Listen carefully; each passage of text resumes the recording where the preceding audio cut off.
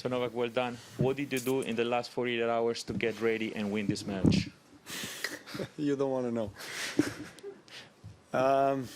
Well, I did a lot of recovery. I mean, lots of time with my physio on the table, trying to rest as much as I can. Did different treatments with different devices, and just pills, painkillers, and stuff like this with medical team of Tennis Australia, Australian Open. That definitely helped a lot. ATP physios, I want to thank them again for being available for me and for my physiotherapist, and giving their best to, allow me to be in the condition to compete. Mark? Novak, we're obviously keen to know how you actually felt out there on the court tonight, but secondly, is it a tear, is it a strain, is it your ab?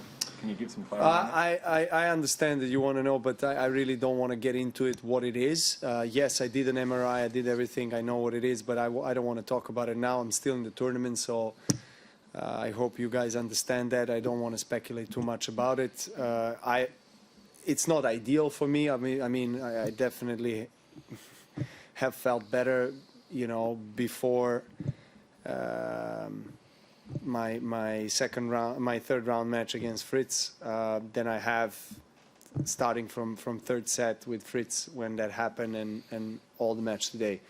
I didn't know a few hours before I stepped on the court tonight whether I'm going to play or not. I didn't hit a tennis ball yesterday. As I said, I try to use every single hour possibly to recover and give myself at least a little bit of chance to step on the court, which I have done. And as I said on the court, really, if there is any other, if I am part of any other tournament other than Grand Slam, I definitely wouldn't be playing. But it's a Grand Slam. It matters a lot to me in this stage of my career, of course, and I want to I want to do everything possible in this very short amount of time to get on the court. Playing best of five, with a kind of an aggressive mover that I am on the court doesn't help much with this kind of injury, but I think the combination of pills and medicaments and treatments, and also some willpower, and of course a certain degree and level of bearing the pain mentally. I think you have to kind of accept that I did come into the match knowing that I'll probably feel pain all the way through, which was the case, but it was, the level of the pain was bearable, so I could actually play. And it was kind of going on and off a little bit during the match. Certain stages of the match it was more, certain stages less. But I somehow managed to find a way and win, and that's what matters the most. And now I got another 40 hours or something like that till the next match, which is great about Grand Slams. You get that day and a half in between to really rest. So most likely I won't be training tomorrow, just again going back to recovery routine and hoping that things will get better. I mean, it's kind of a gamble. I mean, that's what medical team told me. I mean, you can't, it's really unpredictable. You can't know what's going to happen with you once you're on the court. I mean, you're not going to save yourself or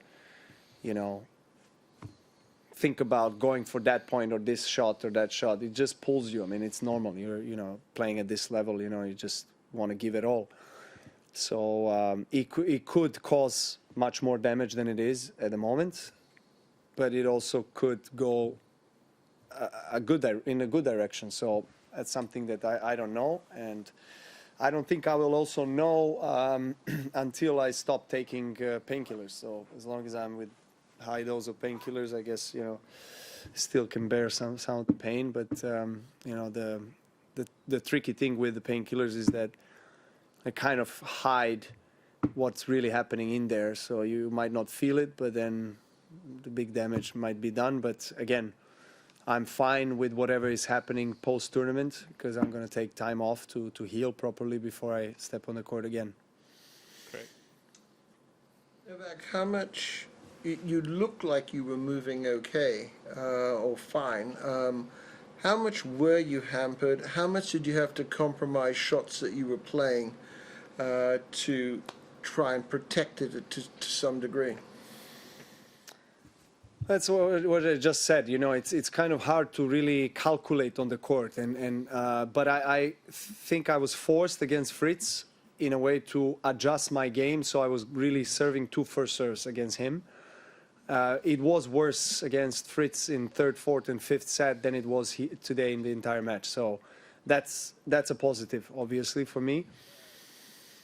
I can't really say what percentage was it worse or better. I don't really know, but I was not saving myself too much, if you know what I mean, on the court. You know, there were some shots here and there when it was really an extreme ball, then maybe I let it go, or I don't know, a few times. But I was in it. I was in the match. I was just trying to use my serve accurately and try to go through my service games with as less of an effort as possible. It's such a quick surface. I mean, it's the quickest court that I've ever experienced here in Australia ever since I've been coming here, you know, more than 15 years. So when you play somebody like Milos or my next opponent, Zverev, you know, one of the best servers in the world, I mean, huge serves. You just have to kind of pray that you are reading their serve in the important moment and kind of get the break. I don't know whether it was good for me or not that we didn't have too many rallies and exchanges. It probably was, I guess, suitable to my condition at this point. Even though against Fritz, what bothered me the most is that, you know, quick reaction and return and changing direction. And but, you know, for some reason that today was quite okay. Last 2 in the room.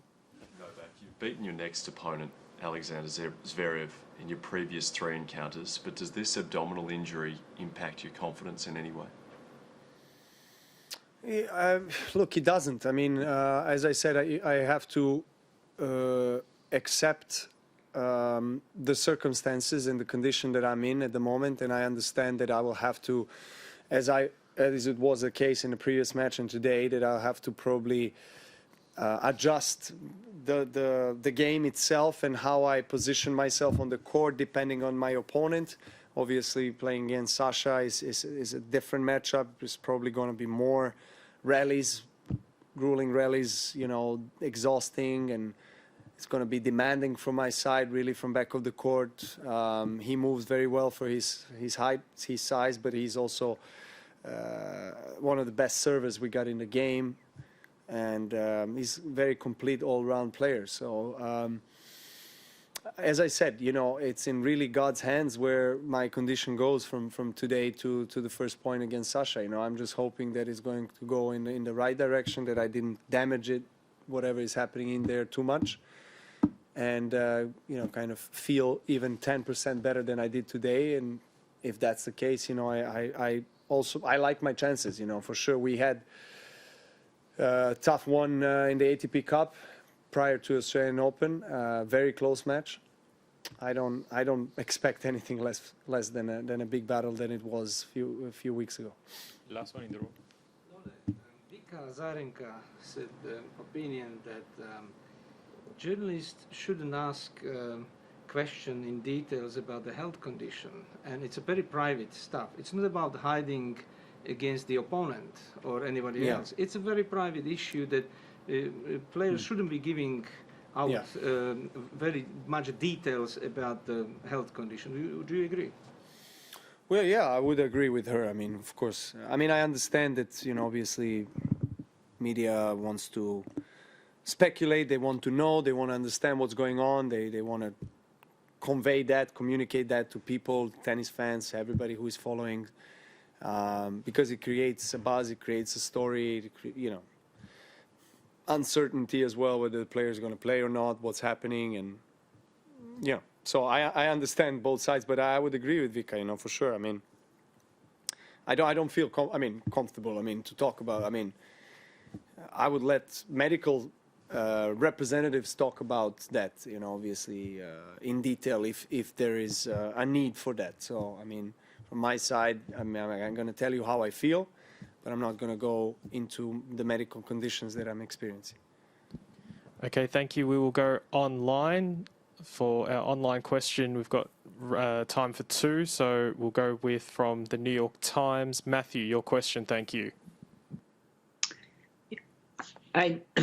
Novak, so you're not worried about doing long-term damage that could jeopardize, your year and even more than that for this tournament right now? I've talked a lot with my own medical team and also the medical team of Tennis Australian Open, and they all share opinion that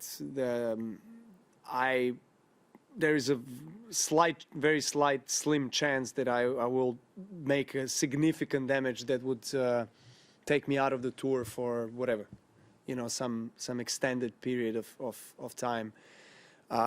So yes, there's always, as I was mentioning before, a risk that the injury will get worse, but they don't think it's going to be very significantly worse, that it's going to jeopardize my entire season. So it will jeopardize, depending on how I go here, it will jeopardize, certain tournaments that are coming after Australian Open that I was maybe thinking to play. So I'll probably have to, take a little bit more time than I was previously thinking, and heal, recover, and then get back on the tour. But that's something that it's still in the clouds. I really don't know exactly, how far I'm going to go with this injury, or how far I'm going to go in the tournament. There's still potentially 3 matches to go, and it's only going to get tougher and tougher for me on the court. And we have time for one more question from ESPN. Willie, your question, thank you.